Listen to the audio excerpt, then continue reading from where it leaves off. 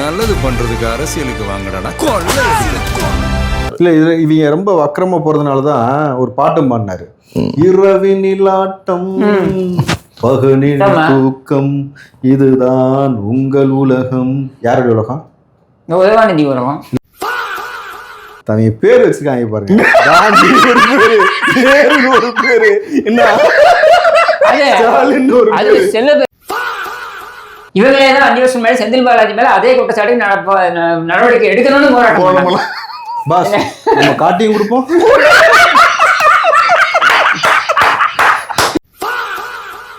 அப்படியே பேரலா பாத்தீங்கன்னா 7209 கோடி SC/ST பணத்தை வந்து பாத்தீங்கன்னா ரொட்டேட் பண்ணிருக்காங்க. அது அவங்களோட பணம் அப்படின்னு சொல்லி அந்த குற்றச்சாட்டு ஆர்டிஐல வந்திருக்கு. ஆர்டிஐல வந்திருக்கு. இது பத்தி நீங்க நம்ம கண்டிப்பா பேசுவோம் சார். அந்த பணம் என்னது, உண்மையா ரொட்டேட் பண்ணாங்களா? நீங்க யோசிச்சு பாருங்களேன். முதியோர் ஊக்கத்தொகை நிறுத்திட்டீங்க. ஏன்னா கலைஞர் செத்துட்டாரு.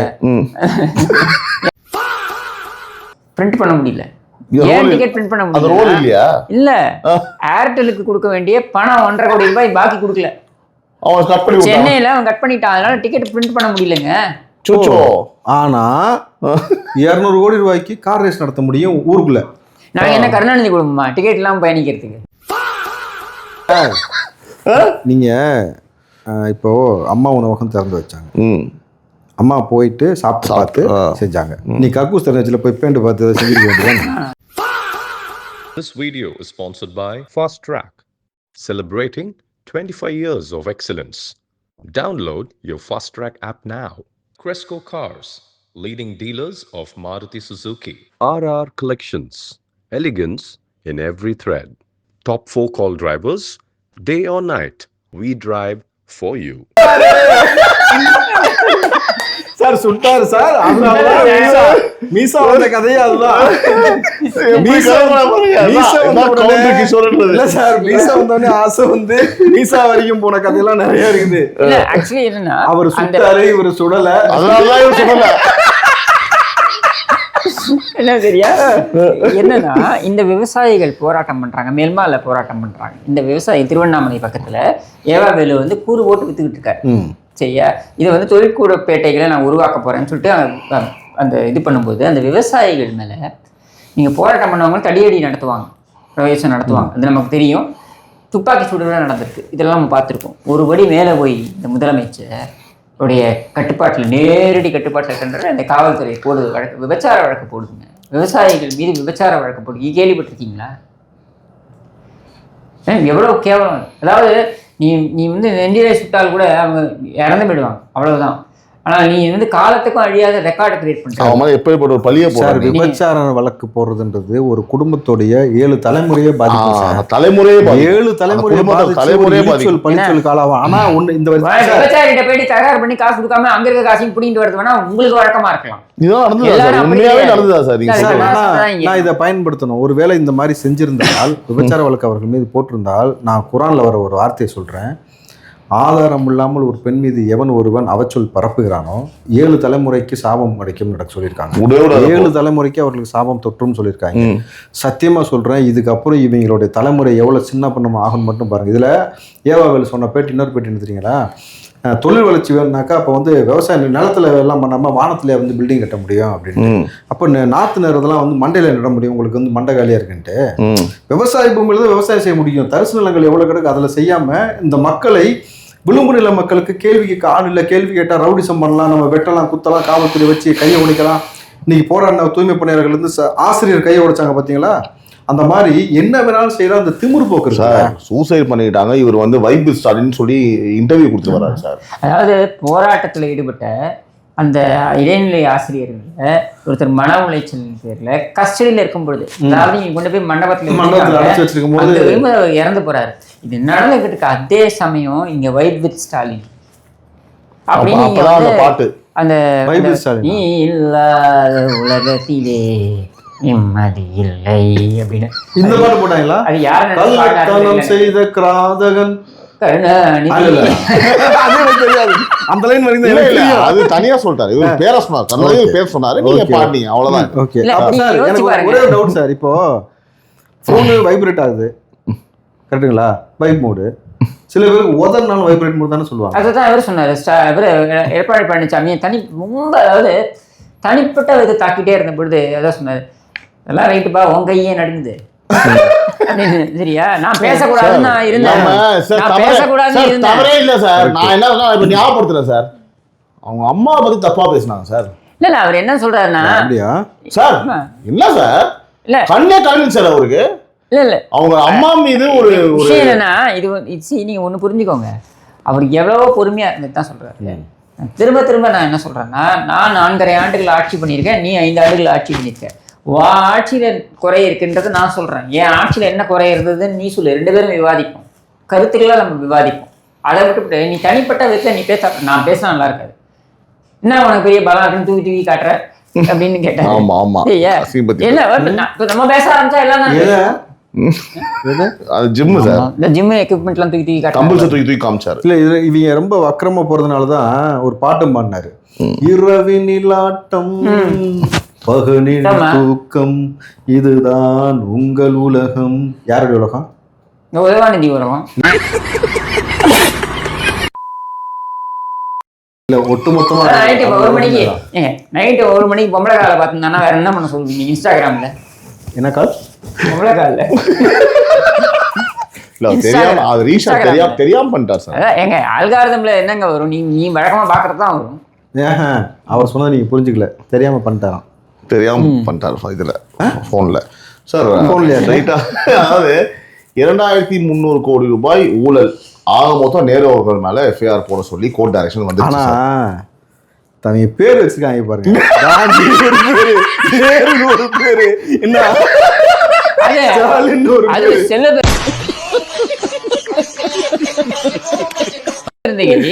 சொல்றான், நீங்களும் காங்கிரஸ் தான், இங்கே நேரு இருக்கிறார், இங்கே காந்தி இருக்கிறார். அந்த நேரு காந்தி பார்த்தா அவங்க என்ன நினைப்பாங்க? ஏதோ டைலாக் இருக்குமே, இதுவும் ஒண்ணா என்ன பீவாளி, ஏண்டா பீவாளி பெருமைக்க என்ன அசிங்கமா இல்ல? சட்டமன்றத்துல இல்ல சார், எனக்கு என்னைக்கு வந்து இது காமராஜர் ஆட்சின்னு சொல்லி ஸ்டாலினை பார்த்து செல்வப்பிள்ளை சொன்னாரோ அன்னைக்கே அவர் மேல இந்த மரியாதை போயிடுச்சு சுத்தமா. சார் அது மட்டும் இல்லாம ஸ்டேஜ் மேல இருக்கும்போது வாழும் பெரியாரு அப்படின்னு சொல்லி சொல்லுவாங்க. என்ன சார் இது? யார் வாழும் பெரியாரா? அது தெரியுமா சார்? இளம் பெரியார் இவரு, வாழும் பெரியார் உதயநிதி. அப்ப இளம் பெரியார் வாழும் பெரியார் தெரியல, பெரியார் எங்களுக்கு வாழ்ந்துட்டு இருக்காருன்னு சொன்னாப்லையா? நான் திருப்பி சொல்றேனே உங்களுக்கு, அதாவது அரசவை புலவர்கள் மாதிரி இவங்க என்ன வேணாலும் பேசிட்டு போகலாம். சரியா, காங்கிரஸ்காரனே காரி தூப்புறான், மற்றவங்களாம் போகாதீங்க, நீங்க காங்கிரஸ்காரன் காரி தூப்புறான். சரியா, இதெல்லாம் ஒரு குழப்பா அப்படின்னு சொல்லிட்டு. ஏன்னா அவனுக்கு தெரியுது. இப்போ நீங்கள் மாணிக்கம் தாக்கர் சொல்கிறாருன்னா பழியை நாங்கள் சுமக்க வேண்டுமானா ஏன் நீங்கள் சொல்கிறீங்க? இப்போ நான் காங்கிரஸ்காரங்கள இன்னொரு கேள்வியும் கேட்குறேன். என்னென்னா, நீ இது வரைக்கும் நீங்கள் மக்களுக்காக போராடி இந்த திமுகவோட சண்டை போட்டிங்கன்னா பரவாயில்ல, உங்களுக்கு இடம் கொடுக்கலன்னு நீங்கள் போராடி சண்டை போடுறீங்க. சரியா, இது எப்படி மக்களுக்கான பிரச்சனையாகும்? நீங்களே சொல்கிறீங்க பழியை நாங்கள் சுமக்க வேண்டுமானா ஏன் சொல்கிறீங்க பழியை நீங்கள் சுமக்கணுமானா உங்களுக்கே நல்லா தெரியுது இந்த ஆட்சி சரியில்லைன்னு தெரியுது. சரியா, அப்போ இந்த ஆட்சி சரியில்லைன்னா நீங்கள் என்ன பண்ணிக்கணும்? ஒரு வாட்டியாவது அதை பத்தி விமர்சனம் பண்ணுமா இல்லையா? குறைஞ்சபட்சம் விமர்சனம், ஒரு போராட்டம், ஒரு போராட்டம் சார். ஆனா எல்லா கூட்டணி கட்சியும் வெக்கமில்லாம எது தெரியுமா போராட்டம் பண்ணாங்க? கோயம்புத்தூர்ல போயிட்டு செந்தில் பாலாஜியை கைது பண்ணதற்கு அனைத்து கட்சி கூட்டம் போட்டு கண்டன போராட்டம். ஆமா சார், கோயம்புத்தூர்ல நடந்துச்சு. செந்தில் பாலாஜியை கைது பண்ணதுக்கு உட்கார்ந்துருக்காங்க. இந்த ஆள் மாதிரியும் இது என்ன தெரியுமா சார் கூத்து? செந்தில் பாலாஜி மேல நடவடிக்கை எடுத்ததுக்கு இவங்க போராட்டம் பண்ணாங்க. இவங்களே தான் 5 வருஷம் மேலே செந்தில் பாலாஜி மேல அதே குற்றச்சாட்டு நடவடிக்கை எடுக்கணும்னு போராட்டம். பாஸ் நம்ம காட்டியும் கொடுப்போம்.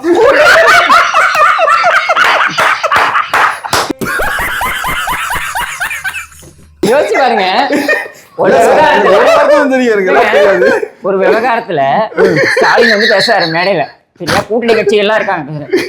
இந்த செந்தில் பாலாஜி ஒரு கெட்ட கேடு அப்படின்னு பேசி இவர் வந்து முதலமைச்சர்கள் பட்டியல வரணுமானே, உன் புள்ள வரான்னா செந்தில் பாலாஜி வரக்கூடாதா இல்லை? சரியா, சரி, அப்படி பேசிய ஸ்டாலின் இதே எதிர்கட்சிகள் 2019 நீங்க 13 பேரும் ஒண்ணு போனாலும் ஒன்னா தானே போறாங்க. என்ன சரியா, என்ன இதே 13 பேரு இதே செந்தில் பாலாஜிக்கு இதே வழக்குல சொன்னது புரிஞ்சா 13 நாளே மொத்த விளங்க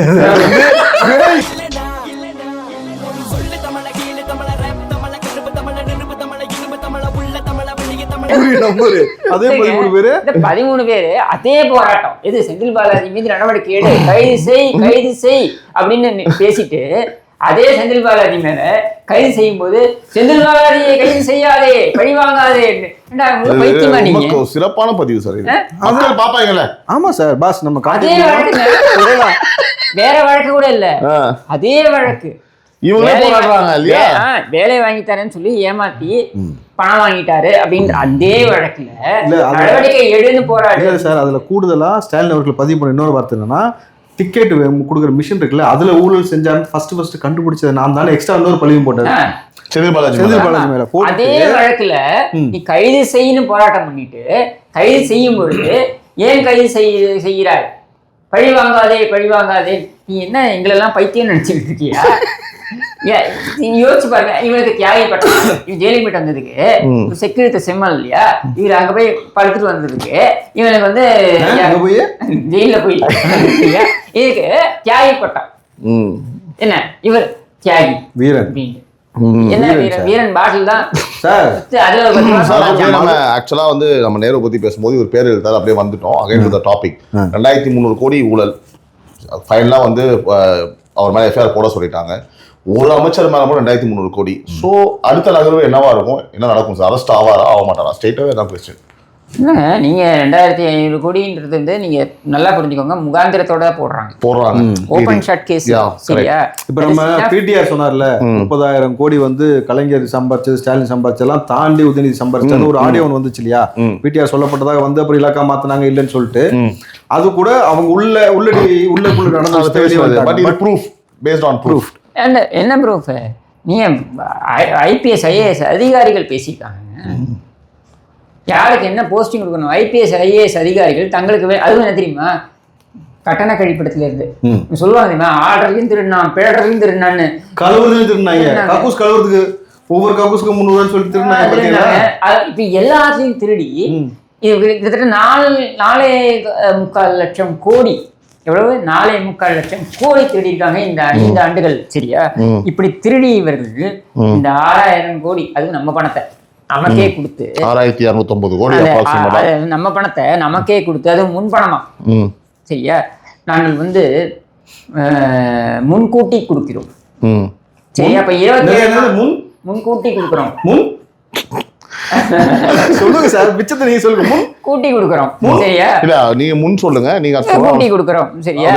இப்ப என்னன்னா, சரி அப்ப 27 மாதம் கொடுக்காம ஏமாத்தினியே, அப்ப பின்கூட்டி கொடுக்க வேண்டியதானே நீ? இல்லையா? செய்வாங்க சார். 3 மாதத்துக்கு முன்கூட்டி கொடுக்குற நீ 27 மாதத்துக்கு பின்கூட்டி கொடுக்க வேண்டியதானே? ஏன்னா கோடையிலை சமாளிப்பதற்காக கொடுக்குறோன்றாங்க. நான் தான் சொல்றேன், சூரியன் தாண்டா கொல்லுது, இவங்க அடிச்சு திறத்துங்கடா, அப்பதான் உருப்பிடுவோம் அப்படின்னாக்கா குத்தி கட்டு போயிட்டு வந்து இவர் 2000 கொடுக்குறாரு, 3000 கொடுக்குறாரு, 1000 கோப்பைட்டு பணத்தை கொடுத்த கேட்கிறேன். நீ கேட்ட இல்ல, உதயநிதி தானே கேட்ட, கோப்பைட்டு பணமா? நீ கோப்பைட்டு பணத்தை கொடுத்த, எங்க காசு எடுத்து கொடுத்துட்டு இன்னைக்கு சட்டமன்றத்துல என்ன பேசிருக்கீங்க? 10 லட்சம் கோடி கடன். நீ ஆட்சி வந்ததுக்கு பிறகு இன்னைக்கு 10 லட்சம் கோடி கடனை கொண்டு வந்து நிப்பாட்டி வச்சிருக்கிற சார். வாங்காத கடனுக்கு நான் சார் என் பேர்ல நீ திருட்டுத்தனம் பண்ணி கடன். நீங்க எப்படி கரெக்டா கனெக்ட் பண்றீங்க? அடுத்த கொஸ்டின் அதுதான். நான் இப்ப பேசும்போது 10 லட்ச ரூபா கோடி கடன் வந்து சொல்றாங்க. ஆனா வந்து பாத்தீங்கன்னா ஒருத்தர் வந்து இன்னும் வந்து ஸ்கீம்ஸ் வந்து அனௌன்ஸ் பண்ணிட்டே இருக்காரு, நான் செய்ய போறேன்னு. அப்படியே அதை பேரலா பாத்தீங்க அப்படின்னா ஒரு எம்பி வந்து காசு வரல, நிதி வரலன்னு சொல்லி போராட்டம் பண்றாரு. சேம் இது கட்சி இதெல்லாமே நான் சொல்றது. அப்படியே பேரலா பாத்தீங்கன்னா 7250 கோடி SC/ST பணத்தை வந்து பாத்தீங்கன்னா ரொட்டேட் பண்ணிருக்காங்க, அது அவங்களோட பணம் அப்படின்னு சொல்லி அந்த குற்றச்சாட்டு வந்திருக்கு.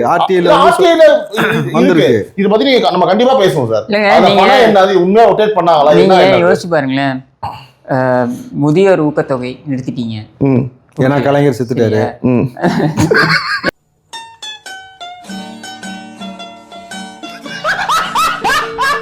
ஸ்டாலின் அப்படியே இளம் இல்ல சார், கலைஞர் செத்துட்டாரு, அதனால அவர் பேர்ல கொடுக்குறாங்கன்னு சொன்னேன். முதியோர் ஊக்கத்தொகையை நீங்க நிறுத்திட்டீங்க.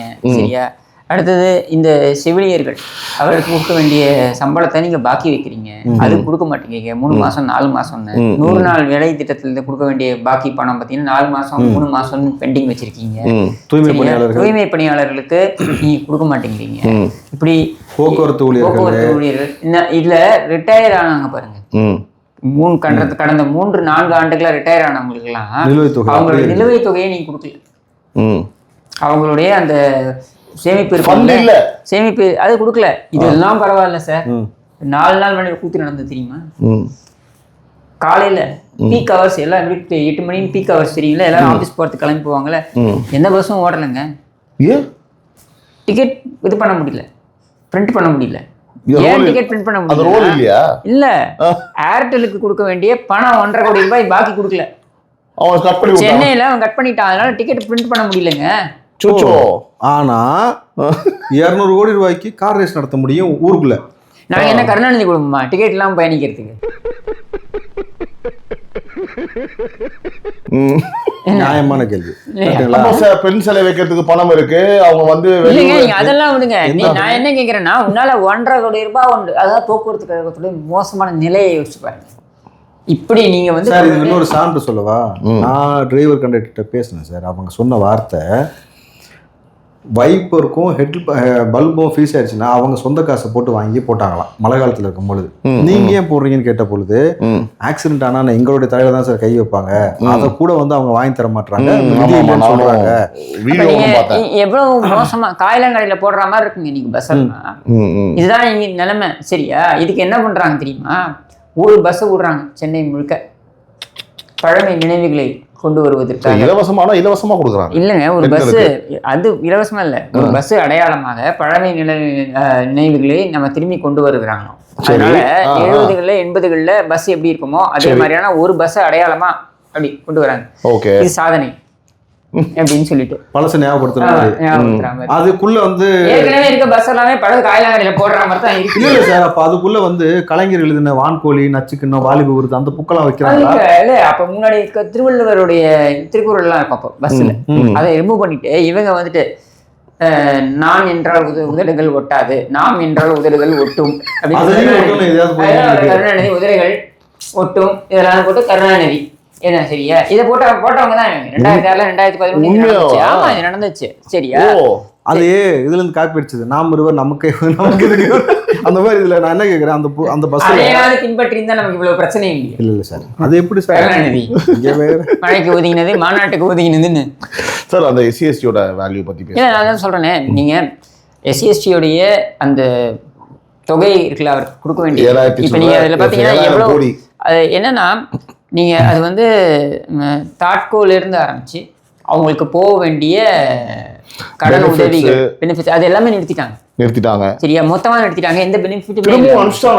ஆமா, அதை ஏன் திரும்ப அனுப்புறாங்க அப்படின்னா, சரி இது வந்து டைவர்ட் பண்றாங்க. இன்னொன்னு ஏன் திரும்ப அனுப்புறாங்கன்னா, நீ எம்பவர் ஆகக்கூடாது, நீ சமூக நீதினு பேசுறது வந்து வெறும் மேடையில தான். சரியா? அவங்க வந்து பொருளாதார ரீதியாக அவங்க பலம் வாய்ந்தவங்க வந்துட்டாங்கன்னா அதுக்கப்புறம் உங்களுக்கான தேவை இல்லையே. இது எவ்வளவு பெரிய ஒரு துரோகம் சார் அவங்க செய்யறது இந்த மக்களுக்கு. இது ஏன் சார் எஸ்டாப்ளிஷ் ஆகல? திருமாவளவன் கேட்கணுமா வேண்டாமா? கேட்க வேண்டாம், திருமாவளவன் கேட்டிருக்கணும்ல. இதை வந்து திரு ஆப்பூர் மூர்த்தி கேட்டாலும் தான் சார் வந்து ஆக்சுவலா அரெஸ்ட் பண்ணிருக்காங்க. ஆமா, இது வந்து எவ்வளவு விஷயம் சார். அதுல கை வைக்கும் போது அவங்க வந்து ட்ரிகர் ஆகுறாங்க. புரியுதுங்களா சார்? அவங்க விஷயம் இல்ல சார், மக்கள் எவ்வளவு ஒரு பிற்படுத்தப்பட்டிருக்காங்க மக்கள். இது அவங்க விஷயம் தான் சார். நல்லா பாருங்க, இது 70 வருஷமா திட்டமிட்டு நடத்தப்பட்ட அரசியல். உங்களை விளிம்பு நிலை மக்களாவே வச்சிருக்கிறது. பொருளாதார ரீதியா மேம்பட்டு வந்துட்டா நீங்க மேம்பட்டு வந்ததுக்கு வரும் அரசியலை கூர்ந்து கவனிப்பீங்க, அரசியலை பத்தி தப்பு செஞ்சா கேள்வி கேட்பீங்க. அதை பத்தி நீ கேட்காம இருக்கனாக்கா பொருளாதாரத்துக்கு கீழே இருக்கணும், ஒரு குறுகிய சம்பளத்துக்குள்ள வேலை வாய்ப்புக்குள்ள அதுக்குள்ள சுத்திக்கிட்டே இருக்கணும். அப்படி சுத்திக்கிட்டு இருக்கும் பொழுது உனக்கு 10,000 ரூபாய் மாசம் சம்பளம்.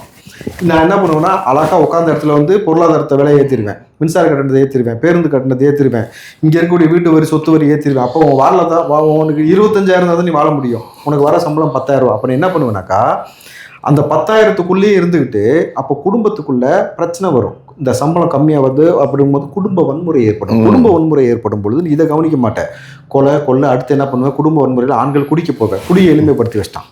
குடியை எளிமைப்படுத்தி வச்சுட்டு பொருளாதாரத்தை கீழே வச்சுட்டு சாதி பாகுபாடு எக்ஸ்ட்ரா என்ன பண்ணுவான், இதெல்லாம் மீறி வெளியே வந்துட்டானா சாதிய பாகுபாடை ஊத்து. அப்பப்போக்கு வேங்கவேல் சம்பவத்தை போல சில சம்பவங்களும், புல்லட் ஓட்டினா வெட்டுறது, படிச்சா வெட்டினது, தொடர்ச்சியா சாதி. அப்ப இந்த சாதி சாராயம் இந்த ஏழ்மையை வச்சே இவன் யாரு காலங்காலமா கொண்டு வந்தோடைய காரணம் என்னன்னாக்கா, அப்பதான் ஒரு 1000 ரூபாய் கொடுத்தா மகளிர் பார்த்தீங்களா முன்னேறிட்டாங்க. நான் உனக்கு 5000 ரூபாய் போட்டு நீ வந்து பத்திரமா செலவு பண்ணு, பத்திரமா செலவு பண்ணு, சேவிங்ஸ் வேற போடுன்றார் சார். புரியுதுங்களா? அப்படி வெக்கம் இல்லாம சொல்றதே ஒரு திட்டமிட்ட அரசியல் சார். இப்ப இந்த அரசியலை புரிந்து கொண்டுட்டாதான் நம்ம எதிர்கேள்வி கேட்போம். அப்படி கேட்காம போனதோட விளைவு தான் காலங்காலமா தாத்தன் அப்பன் மகன் பேரன் வரைக்கும் நாட்டை ஆட்சி செஞ்சுட்டு இருக்கிறானுங்க. கேட்டா நான் ஜனநாயகப்படி வந்து ஓட்டு போட்டு தான் நான் தேர்ந்தெடுத்தோன்ற எவன்டா அவங்க வாய்ப்பு கொடுத்தா? யார் வாய்ப்பு கொடுத்தா? சினிமாவில் ஜாலியாக சுற்றி இருந்த ஒரு பிள்ளை, அழகாக ஹம்பர் கார் வாங்கிட்டு ஊர் முழுக்க சுற்றி இருந்த ஒரு பிள்ளைய கூப்பிட்டு திடீர்னு வந்து உதயநிதி சொன்ன பேட்டி இருக்கு. நான் அரசியல் குடும்பத்தில் இருக்கிறனால அரசியல் வரமாட்டேன்னு சொன்ன பேட்டியும் இருக்கு. என் மகனுக்கு இனிமேட்டு அரசியல் வந்து வேலையே கிடையாது ஸ்டாலின் சொன்ன பேட்டியும் இருக்கு. அப்போ நீ கொண்டு வந்து திணிச்சு வச்சுட்டு உங்களை வச்சு ஓட்டு போட வச்சு பொய்யான வாக்குறுதி கொடுத்துருங்கிற ஏமாத்தி நீட்டை ஒழிச்சிருவேன், அதை பிடிங்கிருவேன், இதை பிடிங்கிருவேன்னு சொல்லிட்டு. சிம்பிள்ங்க. நான் உங்களுக்கு லைவ் எக்ஸாம்பிள் காமிக்கிறேன்.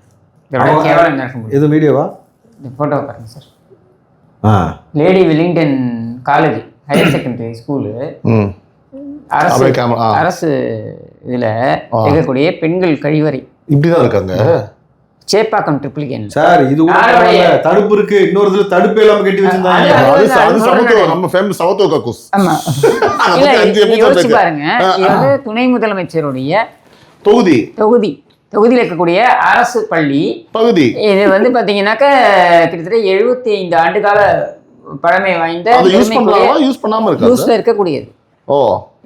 இதுதான் நிலைமை. குறிப்பிட வேண்டியது என்ன தெரியுங்களா? ஃபர்ஸ்ட் எம்எல்ஏ ஆனவனே கக்கூசு தான் போய் ஆய்வு பண்ணார். சொல்லி தெரியுமா உங்களுக்கு? அது எட்டி பார்க்குற பழக்கம் அவங்களுக்கு எப்பவுமே இருக்கு. நல்லா இருக்காங்க, ஆமா கரெக்டா இருக்கான்னு சரி பண்றதுக்காக அங்க போய் பண்ண வேலை தான் இது. சரி பண்ணுது பாத்தீங்களா? பெண்கள் போறதுல கதவுகள் இல்லாம திறந்த வெளியே வச்சு நீங்க கட்டி வச்சிருக்கீங்க. இன்னொரு இடத்துல அந்த தடுப்பு கூட கிடையாது. அப்படியே வரிசையா உட்காந்துக்க காத்தோடமா பேசிக்கிட்டு அப்படியே போயிட்டே இருந்து ஆதி காலத்துல காட்டு பக்கம் போவாங்க தெரியுமா? அவன் கூட புல்லுக்கு நடுவில் மறைஞ்சு மாப்பிள்ள அங்க உட்காந்து இங்க உட்காந்துருவான். ஆனா இவங்க கேட்டா சமூக நீதியை கக்கூசுல கொண்டு வந்து நிப்பாட்டி இருக்கிறான். சமூக நீதி நீ அங்க பேரு நீ இங்க பேரு. நான் கூட பாத்துருந்தேன் அம்மன் கோவில் எல்லாம் வைப்பாங்க அப்படி வரிசையா வந்து இது வைப்பாங்க அந்த மாதிரி. நான் என்ன போய் உட்காந்து வரிசையா உட்கார முடியும்? அதை ஓப்பன் பண்ண உடனே சார் எல்லாருமே கிறுக்கு போய் கிடையாது. அதாவது ஆபீசர்ஸ் இருப்பாங்க ஒரு சில பெண்மண்லாம், நீங்க நினைச்சு பாருங்க அவங்க இடத்துல இருந்து ஓப்பன் பண்ண உடனே கக்கு அந்த ரெஸ்டாரண்ட் பார்த்தா கக்கூசா போய் அவங்க எப்படி இருந்திருக்கும்? பக்குன்னு இருந்திருக்கும் சார். நீங்க இப்போ அம்மா உணவகம் திறந்து வச்சாங்க. அம்மா போயிட்டு சாப்பிட்டு பார்த்து செஞ்சாங்க. நீ கக்கூஸ் திறந்து வச்சுல போய் பேண்டு பார்த்து செஞ்சிருக்க வேண்டியது.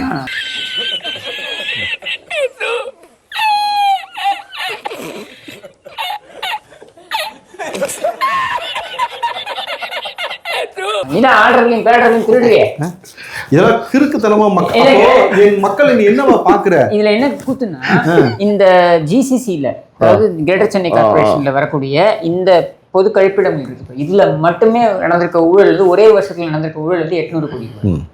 நீங்க ஒரே ஒரு பள்ளிக்கூடத்துல இந்த மாதிரி டாய்லெட் வச்சிருக்க, ஆனா 800 கோடி ரூபாய் திருட்டு போறீங்க.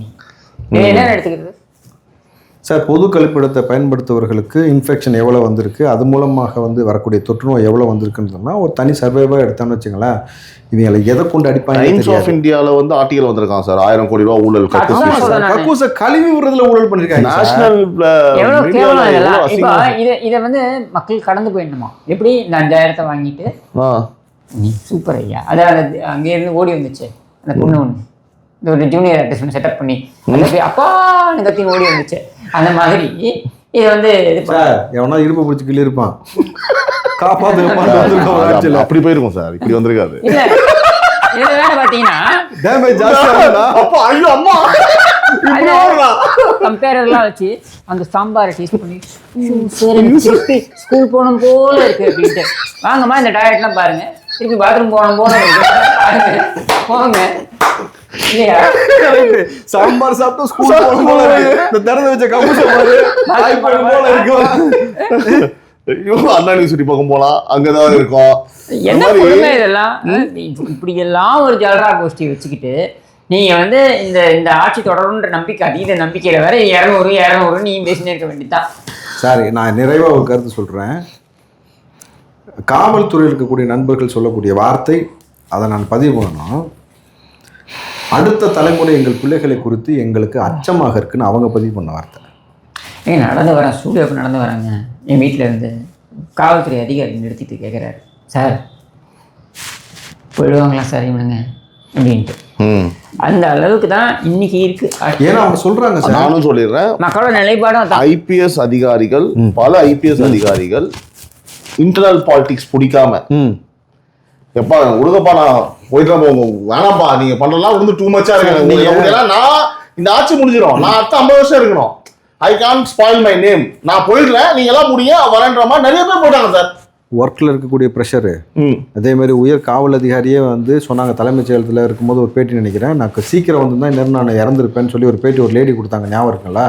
நெருப்பு பத்திக்கிச்சுன்னு சொல்லிட்டு ஏடிஜிபி இத்தனைக்கும். அதே போல் அவங்க சொல்கிறது, சார் நாங்கள் வந்து ஊரை பாதுகாக்கிறதுக்காக நியமிக்கப்பட்டிருக்கோம், ஆனால் எங்கள் வீட்டில் இருக்கக்கூடிய பிள்ளைகள் பாதுகாப்பான சூழலில் தான் வளருவாங்க இருப்பாங்கன்ற நம்பிக்கை இல்லாமல் தினம் பயந்துக்கிட்டு இருக்கிறோம். ஸ்கூலில் போய் அவன் எதை கற்றுக்கிட்டு வருவான்?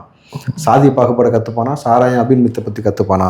நாங்கள் எங்கள் பிள்ளைகளோட அதிகமாக நேரம் ஸ்பெண்ட் பண்ண முடியாமல் அவனை கண்காணிக்க முடியணும் பொழுது அச்ச உணர்வுகளை வாழ்கிறோம் சார். இப்போது ஒரு காவல்துறையே பயந்து ஒரு வாழ்க்கையில் இந்த மாதிரியான ஸ்டேட்மெண்ட்டை கொடுக்குறதுன்னு இருக்குல்ல, துதிக்கோர். இதுதான் இந்த திராவிட மாடலுடைய எக்ஸாம்பிள். இவ்வளவு கேவலமான ஆட்சியை வச்சுட்டு என் காசை எடுத்து எனக்கு கொடுத்துட்டு என் பேரில் எனக்கு தெரியாமல் நீ கடன் வாங்கி வச்சு ஒரு குடும்பத்துக்கும் ஒவ்வொருத்தன் தலைக்கு இவ்வளோ விலைன்னு சொல்லி இவ்வளோ கடன் சொல்லி வச்சுட்டு நீ வெக்கம் இல்லாமல் திராவிட மாடல்ன்ற என் ரெக்கார்டை எவனுமே பிரேக் பண்ண முடியாது. இல்லை ஒரு ரெக்கார்டையும் பிரேக் பண்ணி உன்னையும் பிரேக் பண்ணி இதோடு இங்கே தூக்கி எரியாட்டி பாரு. 26 வாட்சை முச்சந்தி கொண்டு வந்துட்டு இந்த 3 காணால் ஆரம்பிச்சு ஊனா வரைக்கும் எல்லாத்தையும் வந்து படம் பேர் கூட 3 இடியட்ஸ்னு ஒரு படம் வந்தது.